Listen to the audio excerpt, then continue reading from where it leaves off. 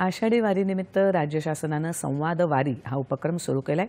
वारकऱ्यांना शासनाच्या विविध कल्याणकारी योजनांची माहिती या उपक्रमातून दिली जाते आहे। यवत आणि सासवड येथे वारकऱ्यांसमोर माहिती आणि जनसंपर्क महासंचालनालयाने संवाद वारीचं आयोजन केलं होतं।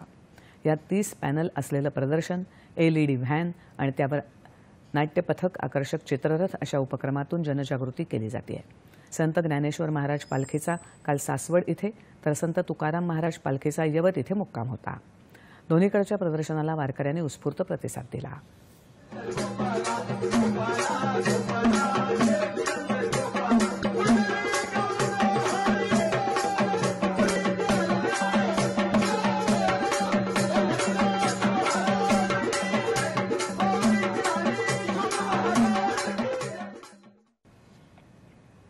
पालखी सोहळ्यासोबत असलेला चित्ररथ विशेष आकर्षण ठरलाय।